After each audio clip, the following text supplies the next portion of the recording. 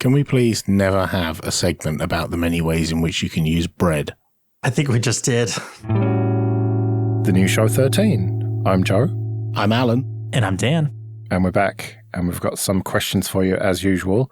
You can send us those questions to show@thenew.show or on Twitter @AskNewShow.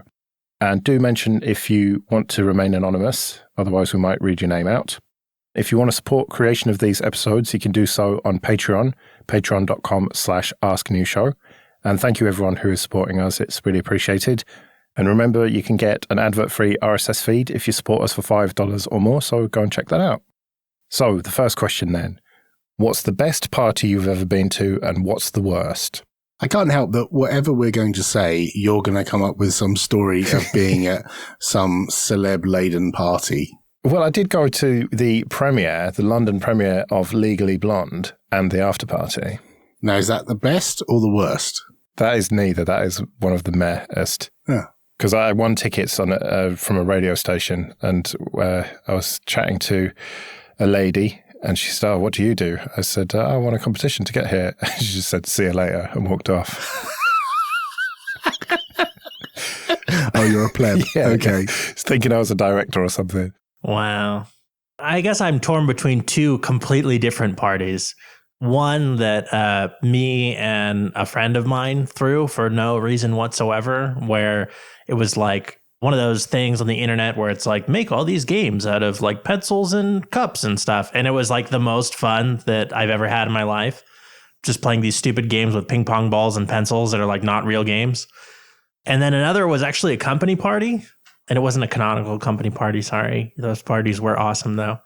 It was for the pizza place that I worked at. There was like a little bit more of a chain or whatever. A little bit. He had a few different restaurants. So one of his restaurants, the flagship one, he closed it down.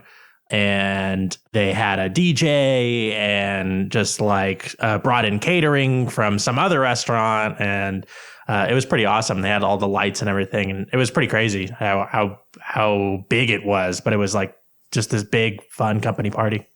So interestingly, my best and worst parties that I could think of both involve my oldest friend, who I've known for far too long at this point. The best party was his wedding.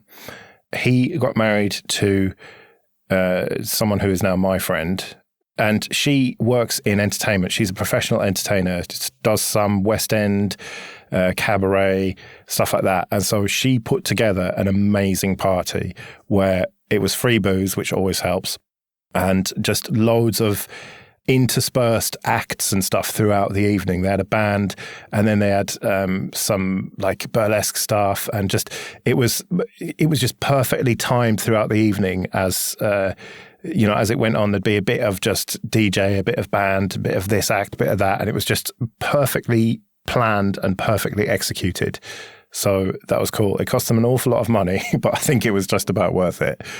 And then the worst was an ex-girlfriend of his. I don't know what the party was about, whether it was someone's birthday or New Year or whatever, but it was down in Brighton where she was at uni, and it was just the dullest house party ever. And we just sat in one bit, me and my friends, like in the kitchen, and then the other people just sat elsewhere, and there was no mingling, and it was just really awkward, and it was just terrible. And I just wished I hadn't bothered going all the way to Brighton. So I think the best party was my friend Ellie's 21st birthday party. So this is 25 years ago down in Swanage, and I drove my Morris Marina down there, the 90 or so miles, with my mate Dave. And we stayed over at Ellie's house, and his dad said, I've lined up a pub crawl for you for your 21st birthday. Just go in these pubs. And we just did a pub crawl round Swanage where he lived.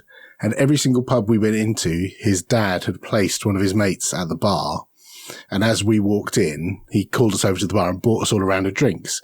And we went through every single pub, not buying any beer at all, but having a drink in every single one of them. And it was just really, really nice, because I wasn't expecting that. I didn't have a lot of money at the time because I was 21 as well. And it just turned from making a bit of effort to drive all the way down there into relaxing in the evening with lots of beer and lots of friends who I'd known for a few years from school. And that just made it a really, really lovely time. And we went back to his flat and we all flaked out on the floor. And that was a great night out. And then the next day it turned into the worst day ever because his dad came in the next morning after we'd had a lovely fry up. And he said, right, I've booked you all a boat. You're all going sea fishing. And I cannot stand being on boats. And I just spent the entire day throwing up over the side of this boat with all of my friends laughing at me and pointing and taking pictures and like, oh, here comes breakfast and all of that. That's it was grim. So it was both the best and the worst. And I actually came back with my mate Dave giving me money for petrol because I drove him down there and back. And I came back with more money than I went down there with. I spent nothing the whole time and had the greatest weekend. And I still, like 25 years later, I still think it was one of the best weekends I had. Yet also the worst. That has reminded me of a party that I went to. It was a work do where they hired the Namco Center, which, as the name suggests, is just a ton of arcades.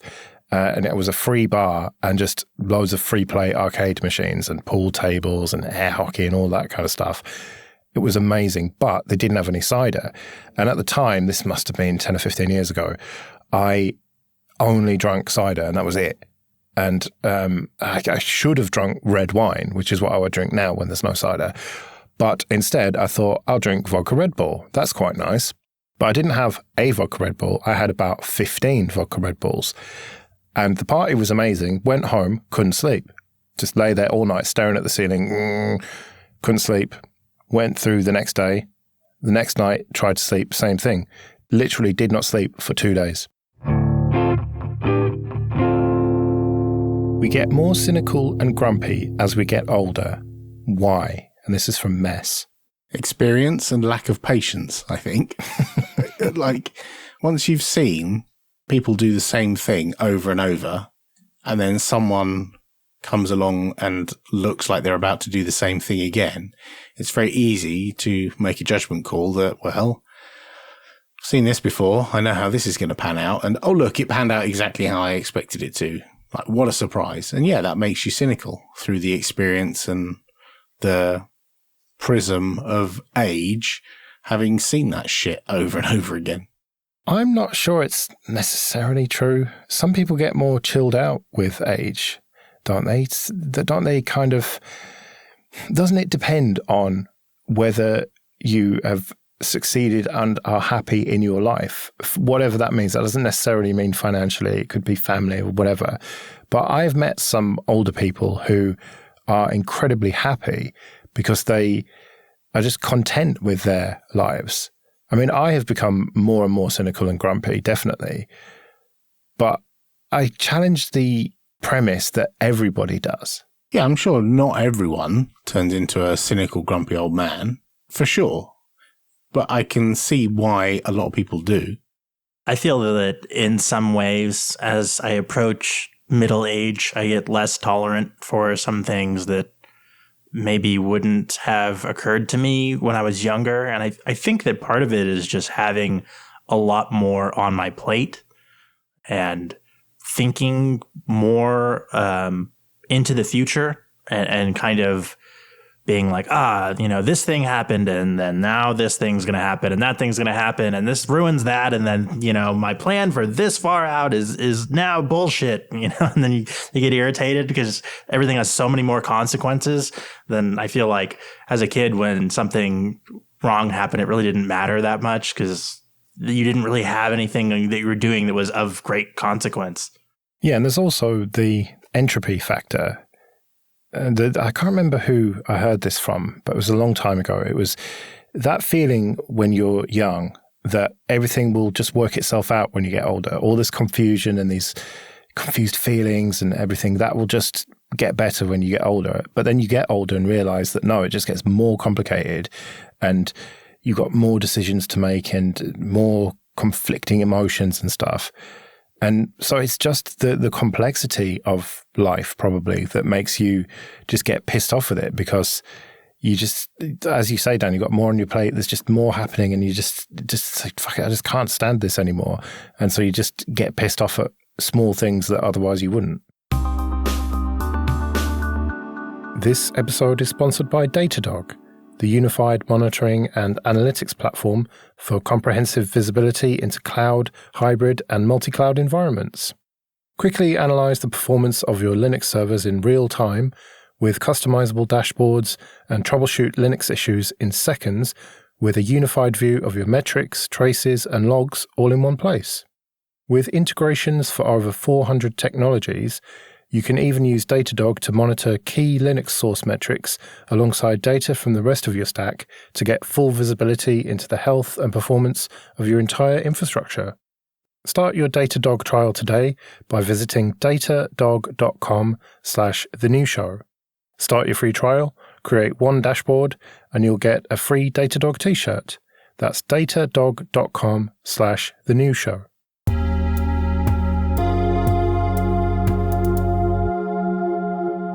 What do you think the best and worst jobs are in IT? And this is from Frederick. Define IT. Information technology. That was super helpful. Computers and shit.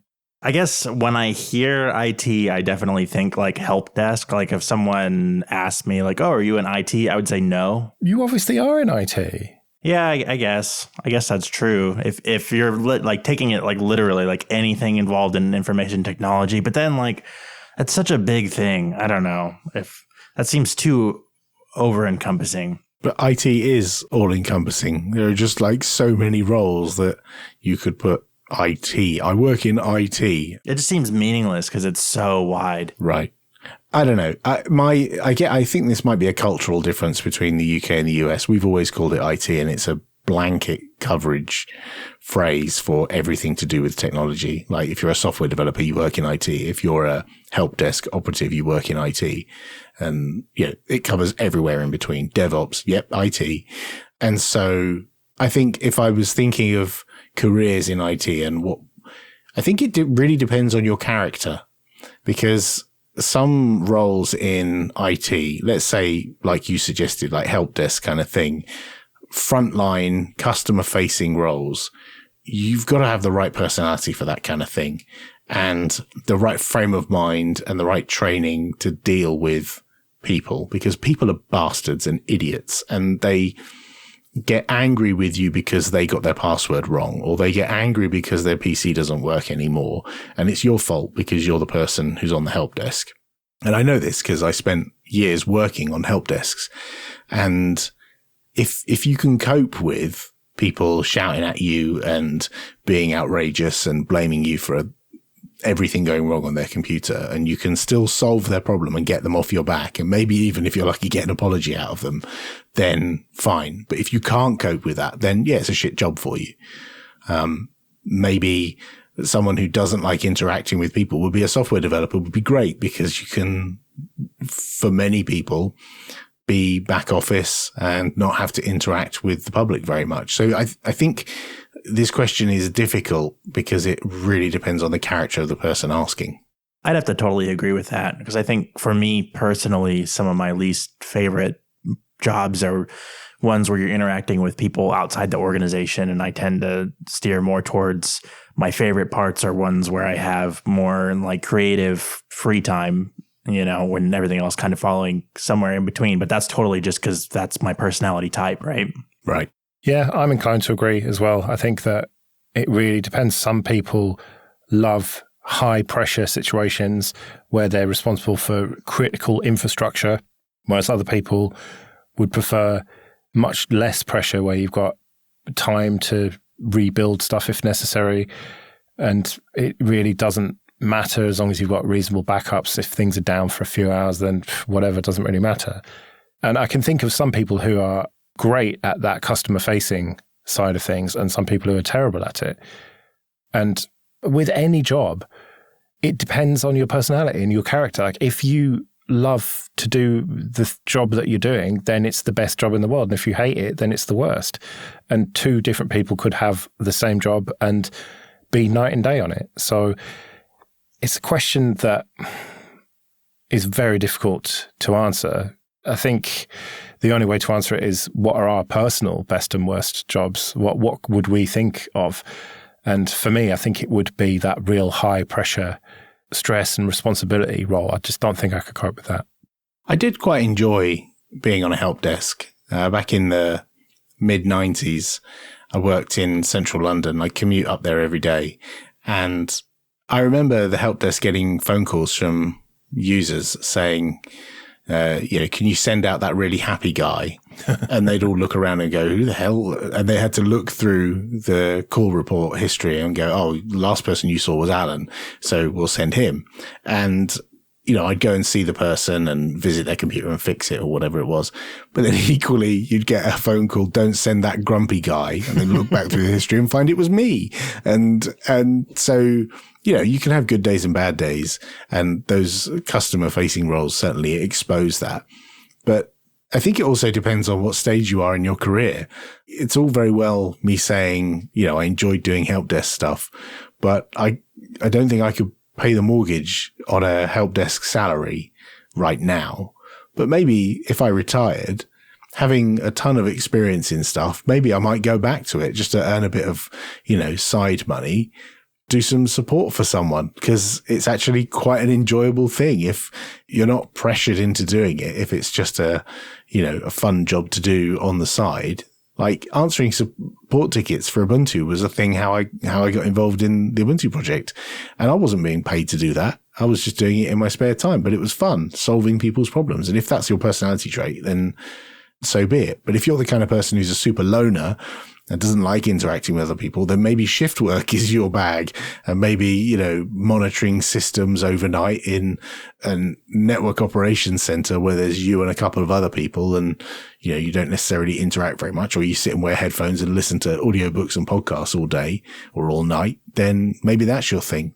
There's so many different roles in IT that there's something for everyone, I think. People, or, loners or whatever, really.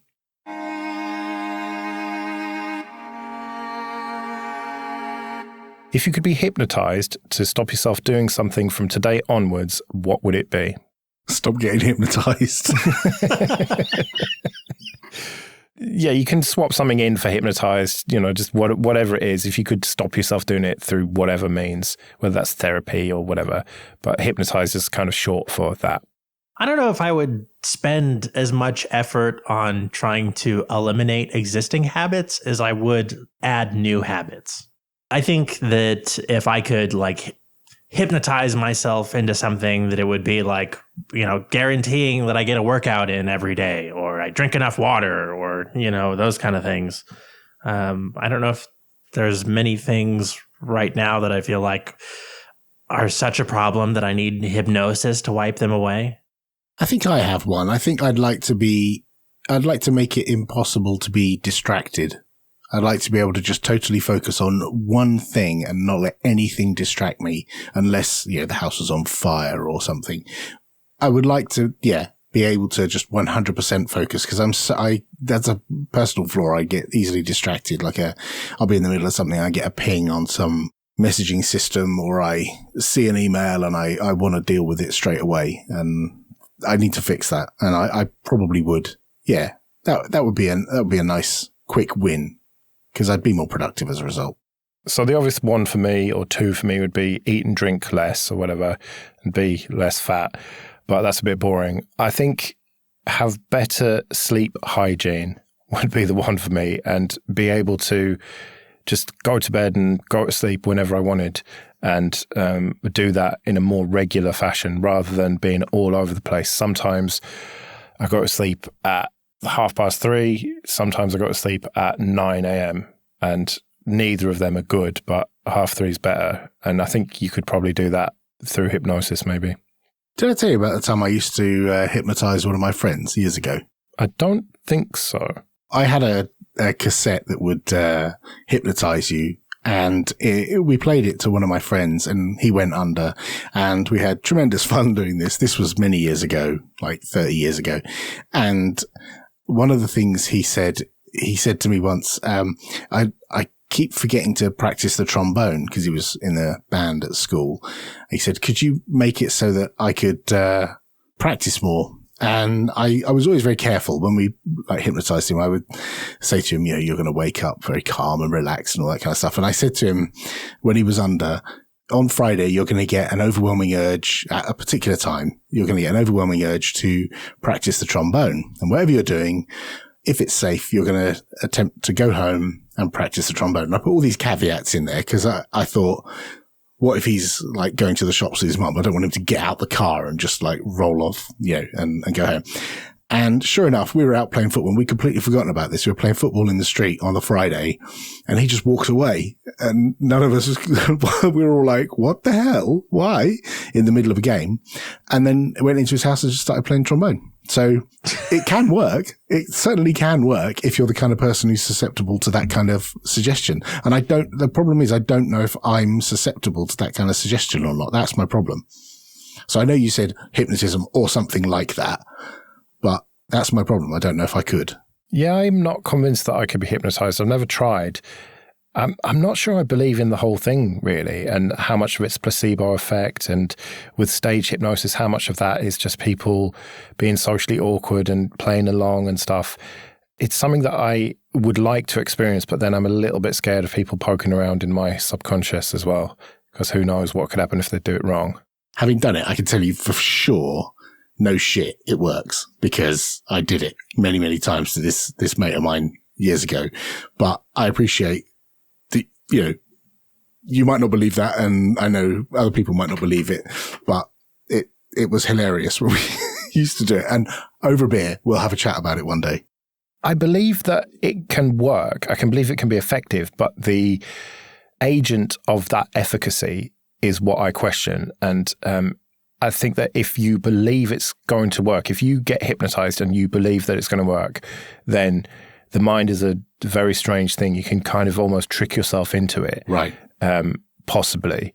And so arguably it does then work. But it seems that even after, how long ago did Mesmer come up with it? It must be at least 100 years, and we still don't fully understand the mechanism of it. And so this makes me think we should therefore be able to do this without hypnosis. Like any one of us, the things that we all want to do, whether it's eat less or be less distracted or, play the guitar better or whatever it might be, we should be able to do that. We should be able to fix this problem ourselves. You shouldn't need to be using mind tricks and suggestion.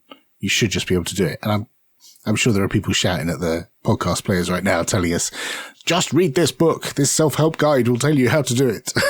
Or something, maybe. Yeah, I guess if you think about any self-improvement, that like all of it kind of involves some kind of like mind tricks or whatever, reframing the problem or changing the way you're thinking about something, or like heavily considering what's actually important to you, or like all of it requires you changing the way you think in some way, right? So instead of hypnosis, you just look in the mirror and tell yourself that you're great. That's kind of a form of hypnosis in some ways, right? It's suggestibility that if you are spending time working on your self-image, then you can make yourself carry yourself a different way, or maybe be more assertive, or you can kind of influence the way that your day will go based on what you believe about yourself, right? I suppose so, but I think that you have to believe it. And as we talked about when this came up before with the affirmations and everything, if you don't get into it, then it's not going to work. And I can't see myself getting into it. That's why, like, telling yourself that you're great is a terrible way to use affirmations, and it doesn't work for most people. Like, that's a complete waste of time. Most of the time, like, good affirmations are just like reminding yourself what you're capable of, or letting yourself off the hook for things that are hard. So I need to look in the mirror and say, Joe, you're really good at editing podcasts. But I know that already. So what's the point? Yeah, it's not really useful for that sort of thing. I would say that affirmations are more useful for things that you're struggling with. But I don't know. Have you ever had an experience with someone who's a really good friend that has like kind of put you in check and reminded you of something that's fairly obvious, but that you're having a hard time accepting? Like, I think that affirmations are useful for those kinds of things. But it is totally, I think, a similar thing to hypnosis. It's just suggesting things to yourself. This episode is sponsored by Learned. sign up at automation.link and use the code TheNewShow to upgrade and get 50% off a year's subscription to a new DevOps training site called Learned. The site covers the entire DevOps stack, starting with the basics of infrastructure as code, and includes almost 8 hours of lessons on Terraform, Ansible, Jenkins, and loads of industry tips along the way. If you're interested in learning DevOps, take advantage of this offer by visiting automation.link and upgrade with 50% off with the code TheNewShow. That's automation.link and the code TheNewShow.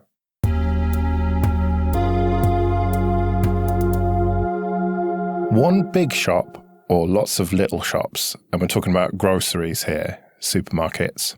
Can we just clarify? Are we talking about the existence of big shops and little shops, or are we talking about, do you as an activity do a big shop or lots of little shops? The latter. Do you go several times a week, or do you go about once a week and buy a shitload of stuff? So at the beginning of the month, we do a big shop just after payday and fill the fridge and fill the cupboards, and then supplement that throughout the month with little shops. So we do both, really.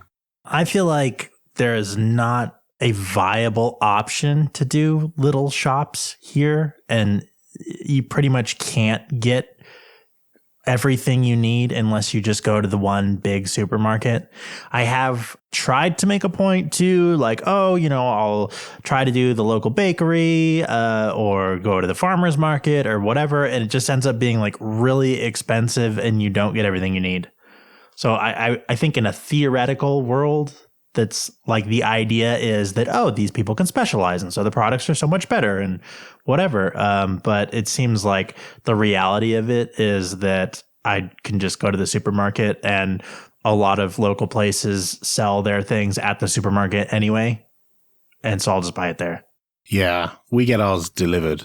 So we'll do a big shop, get it all delivered, and then fill up the shelves and fill up the fridge. I'm surprised you only go once a month, though. Like, I go like once a week, maybe a little bit more often sometimes if there's something that I need. But once a month, like, doesn't your fruit go bad and stuff? Like, yeah. So in between, we go to there's a local shop just like 300 yards down the road, and they have, all the stuff you need, fruit, veg, meat, everything. So that's all you need: fruit, veg, meat, everything.